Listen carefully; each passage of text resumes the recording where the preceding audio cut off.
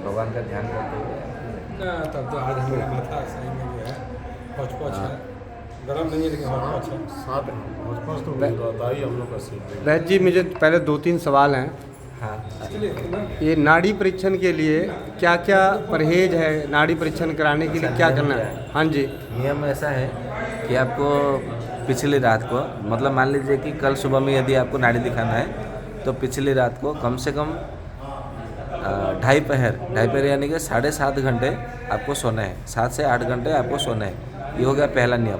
दूसरा नियम ये हो गया कि आपको समागम नहीं करना है, सहवास नहीं करना है। तीसरा नियम ये हो गया कि आपको जो मांसाहार होता है, मद्यपान मतलब शराब पीना, मांस मछली खाना, वो सब मतलब नहीं करना। और चौथा नियम ये है कि आपको सोने के बाद में आपको जितना पानी पीना, जो उषा पान बोलते हैं, जितना पानी पीना है पी सकते हैं। 10 लीटर भी पानी पीजिए, कोई दिक्कत नहीं। परंतु आप उषा पान कर लिए, फिर आप मतलब नहाने के लिए चले गए, शौच के लिए, स्नान के लिए, दान मार्जन करके आ गए, तो उसके बाद में आपको पानी नहीं पीना है, एक बूंद भी पानी नहीं पीना है।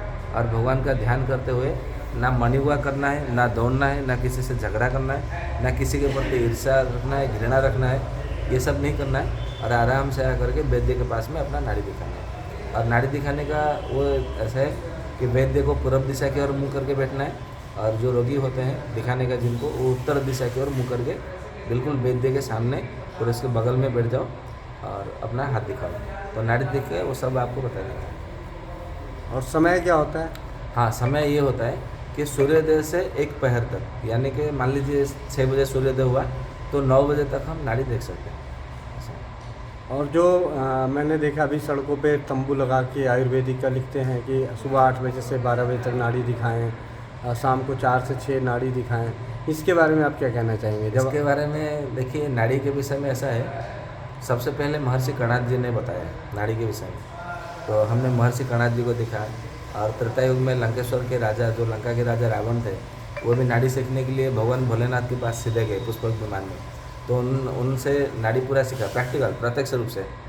तो ऐसे तो कई सारे शास्त्र है नाड़ी के ऊपर। तो अभी वर्तमान में 16 ग्रंथ उपलब्ध है आयुर्वेद में, जो संस्कृत में ऋषियों ने लिखा, लंका के राजा रावण ने भी लिखा।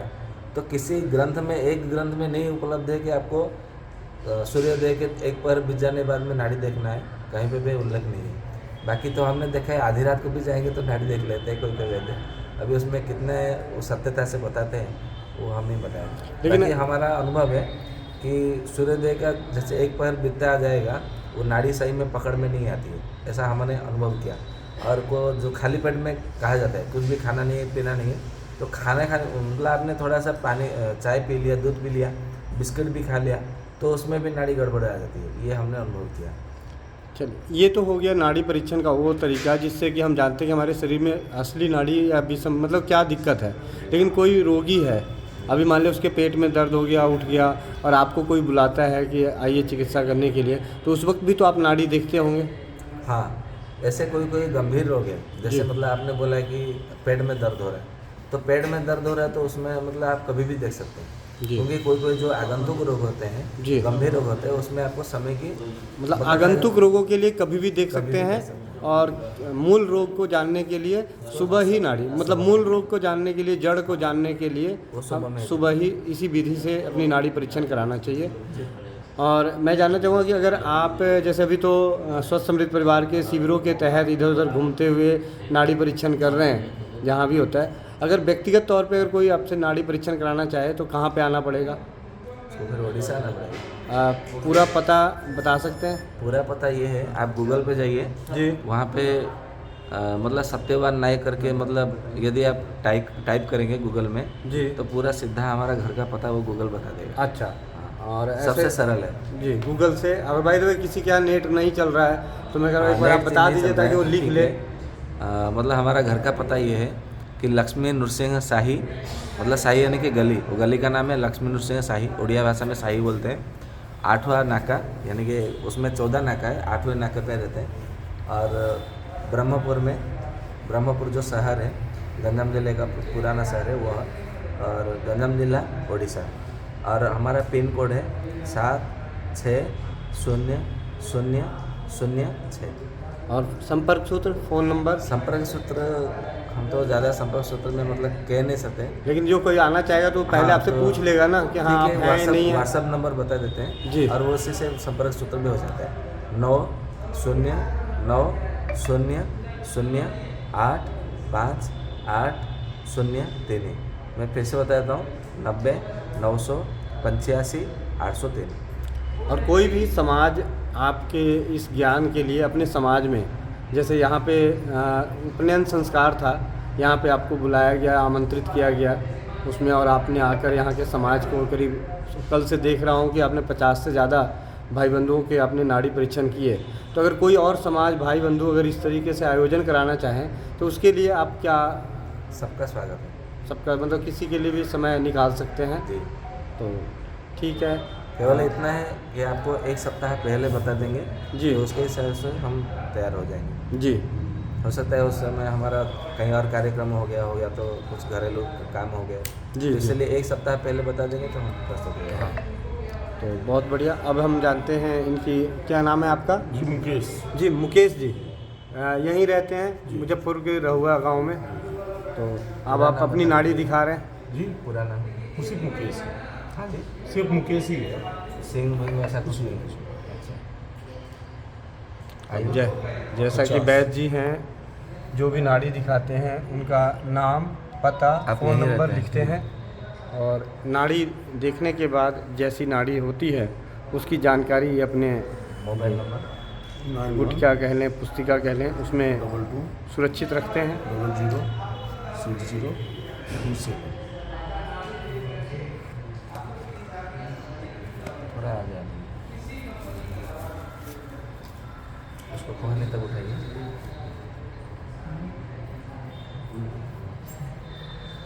यहाँ पे कुर्म नाड़ी का संचार होता है, इसलिए यहाँ पे 5 बार उत्पीड़न करना पड़ता है। इसको उत्पीड़न कहा जाता है। मसाज।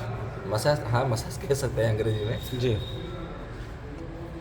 ये इसका यदि मतलब कोई लोग पूछेंगे कि कोई ऐसा वैद्य पूछते हैं, हमने मतलब ऐसा नहीं करते, आप ऐसा यहाँ पे क्या घिसते हो किस कोहनी में।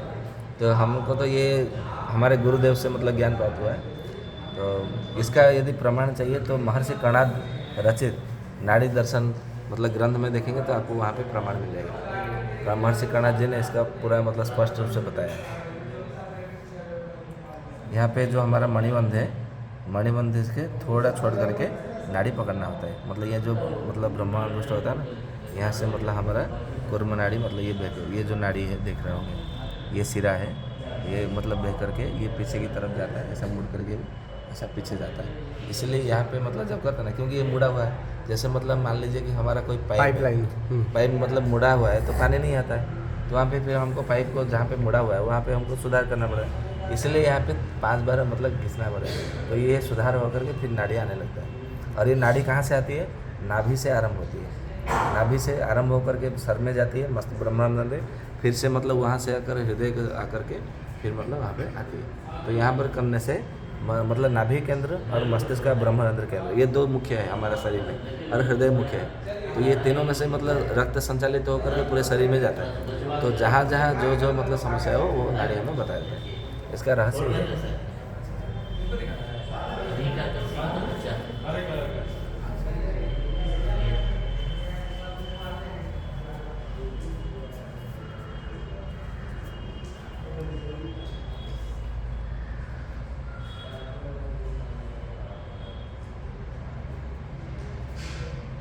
आप काम क्या करते हैं?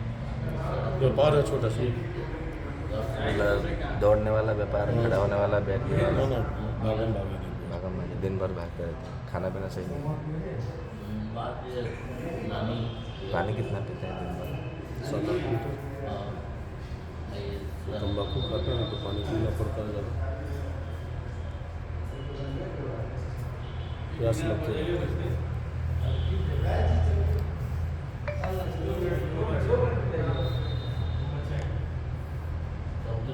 आपकी आम बात की नाड़ी है, आम बात जोड़ों में दर्द।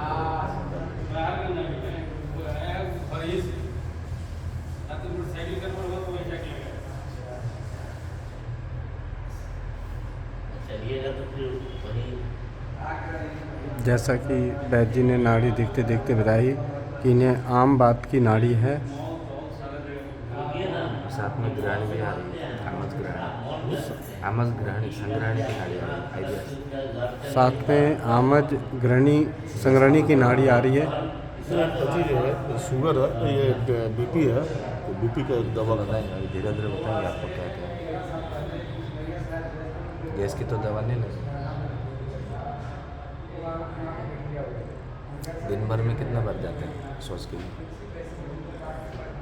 3 बार 4 बार होता नहीं, हो गया तो एक ही बार काफी है, क्लियर होता नहीं। कभी मल पेट अच्छे से साफ हो जाता है, पतला पतला, कभी टाइट टाइट होता है। ये संग्रहणी का सबसे पहला लक्षण है। चरक जी ने कहा है मूर मध्यम मूर द्रवम। 3 दिन ठीक रहेगा तो फिर 2 दिन कब्जियत रहेगा, फिर 3 दिन खूब अच्छा रहेगा। हाई बीपी है, पल्स रेट भी बढ़ा हुआ है, बहुत ज़्यादा, मतलब स्वस्थ बहुत है, चिंता है। हो जाता है लोकल टेंशन जिसको कहते हैं, लोकल टेंशन।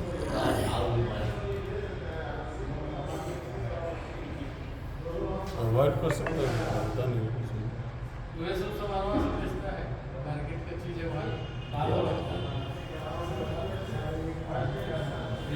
पुरुषों का सबसे पहला दाहिना हाथ, बाद में बायां हाथ देखा जाता है, और महिलाओं का सबसे पहले बायां हाथ, बाद में दायां हाथ, ऐसा देखने का नियम है।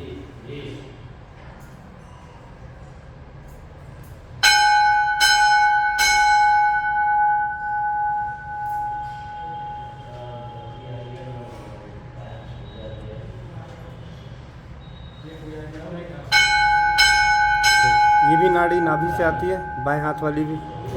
दोनों नाड़ी आती है। नाड़ी 5 जगह में देखने के लिए कहा जाता है शास्त्र में, परंतु 5 जगह जो देखने का जो नियम है उसके लिए पूरा 1.5 घंटा समय लगता है जी। मतलब पूरा उसके पूरा जीवन चरित्र, उसका पूरा भविष्य भाग्य सब पता चल जाएगा। परंतु वो सब मतलब ज्योतिष की भांति कुछ करने की आवश्यकता नहीं है, क्योंकि हमें केवल रोगों को ही पता करना है, इसलिए हाथ में देख करके बता देते हैं।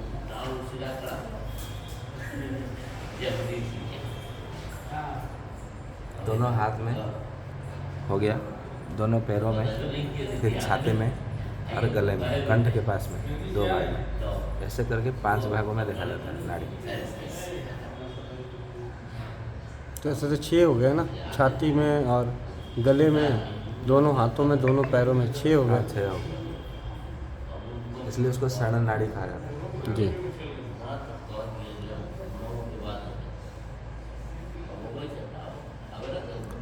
आपने नाड़ी देखते देखते पहले तो हल्का रखे थे, अभी आपने इन पे जोर से दबाव दे दिया। हाँ, जोर से दबाव देंगे तो कभी कभी वो आता है फिर, क्योंकि कभी कभी ऐसा होता है कि हमने नाड़ी देखा और छोड़ दिया हल्के से। जैसे पुलिस जैसे चोर को डराते धमका के कैसे मतलब काम करते हैं। बोल सच बता, तूने कहाँ कहाँ चोरी किया, क्या चोरी किया। तो वो थोड़ा बहुत बोलता है कि मैंने इतने जगह चोरी किया, इतना चोरी किया, फिर बाद में धमका देते हैं तो डंडा पड़ता है तो सच उगल देते हैं। ठीक उसी तरह हम भी यहाँ पे नाड़ी को मतलब डराते या तो धमकाते हैं, डर देते हैं ऐसा कि सच बताए इसके शरीर में और क्या क्या है। ऐसे 2-3 बार मतलब उसको दबाना पड़ता है, तो फिर वो आ जाता है नाड़ी में।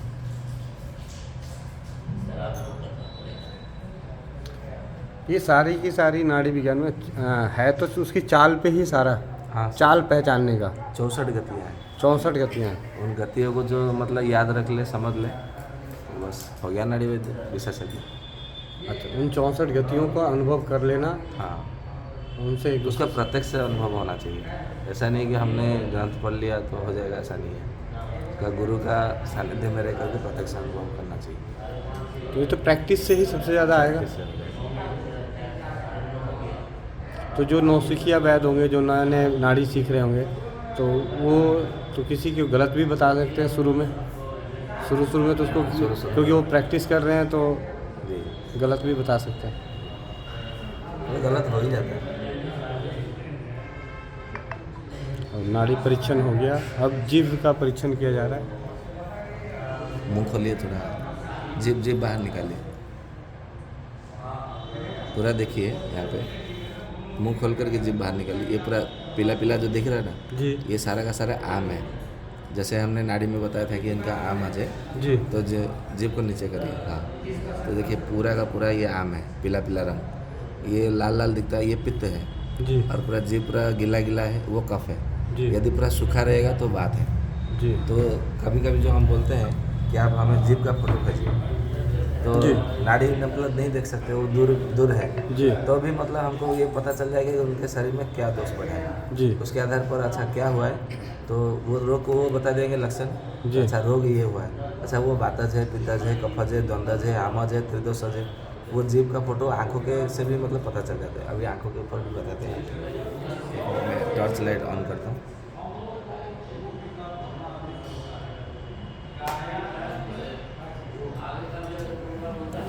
अभी देखिए इस तरफ देखिए, इनके मतलब जीभ पे यहाँ पे मतलब लाल लाल दिख रहा है, लाल लाल पीला पीला। जी तो लाल लाल पीला पीला ये दोनों मिलता है, मिला हुआ दिख रहा है, तो ये आम का लक्षण है। जी बराबर। और ये देखिए 20 में लीजिए यहाँ पे, मेरी और देखिए नहीं, इधर देखिए पूरा घुमा के। हाँ, तो ये मतलब इधर से पीला दिख रहा है, इधर से भी लाल दिख रहा है, तो ये आम का लक्षण है। तो इनके शरीर में आम बात है, जोड़ों का दर्द है, वो रहेगा ही रहेगा। कमर के दर्द है, या तो यूरिक एसिड बढ़ा रहेगा, या तो चक्कर आएगा, कुछ ना कुछ लक्षण रहेगा। यदि आंखें यदि पूरा सफ़ेद सफ़ेद दिखता है तो इस्नोफिलिया बढ़ा रहेगा, या तो टंसिल बढ़ा रहेगा, कफ की मात्रा बढ़ी रहेगी, जुकाम होगा, नाक बंद होगा, या तो सर में भारीपन होगा, वो सब रहेगा। यदि पूरा काला काला पूरा एकदम दिख रहा होगा, या तो धुंधला धुंधला मतलब दिखता होगा, पानी पानी जैसा दिख रहा होगा, तो उसमें बात का रोग आपको ये दिखेगा।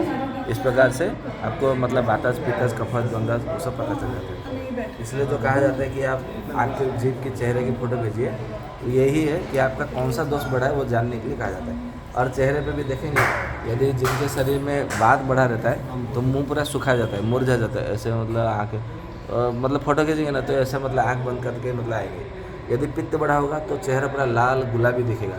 यदि कफ बढ़ा होगा तो पूरा पसीना पसीना, या तो फिर सफ़ेद सफ़ेद जो सब जैसा दिखेगा, या तो फिर मतलब सूजन मतलब दिखेगा।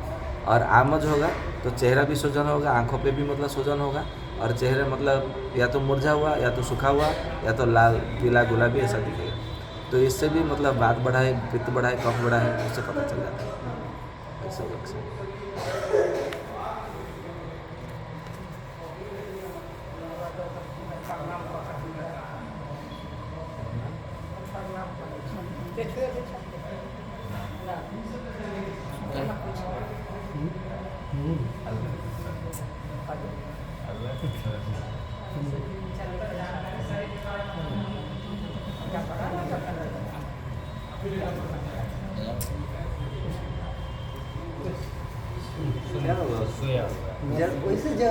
गलत बात है, सोने दीजिए ना। सोने दीजिए, खाली देख लीजिए शरीर का कि जो है जो हुआ है वो बताइएगा। ठीक है, बच्चा के खाली देखे के लिए भाई नारी नहीं, बच्चा के देखे। और शुक्ल रात तक भी हाँ हो जाएगा। क्या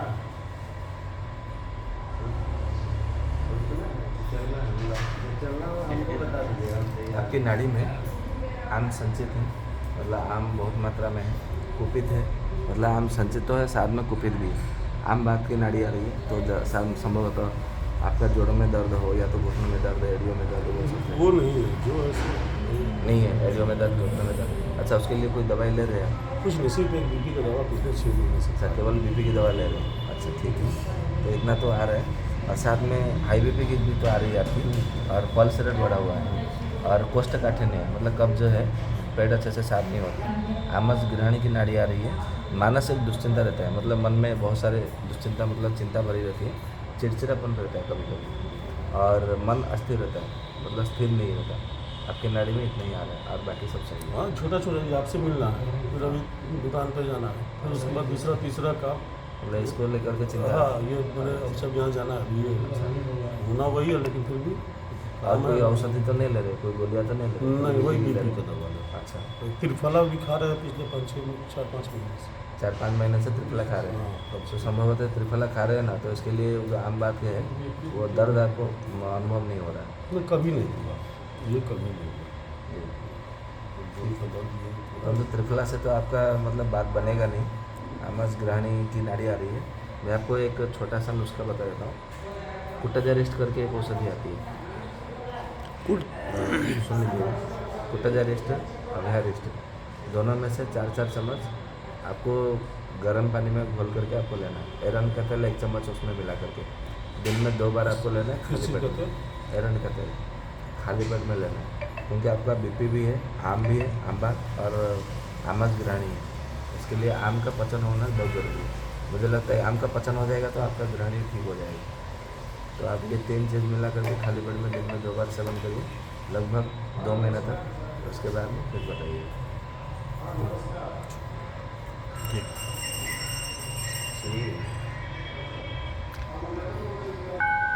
जैसा कि आपने देखा कि वैद्य सत्यवान नायक जी नाड़ी परीक्षण कर रहे हैं और नाड़ी परीक्षण का एक पूरा का पूरा आपने जाना।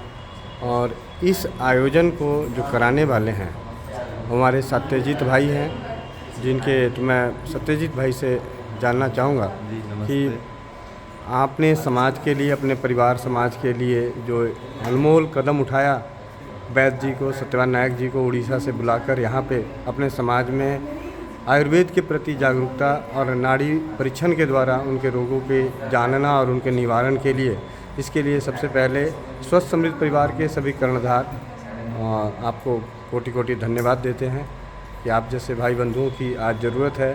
अपने समाज में आयुर्वेद को और समाज को स्वस्थ बनाने के लिए ये जो जागरूकता आपने करी है, इसके लिए कोटि कोटि बारंबार धन्यवाद।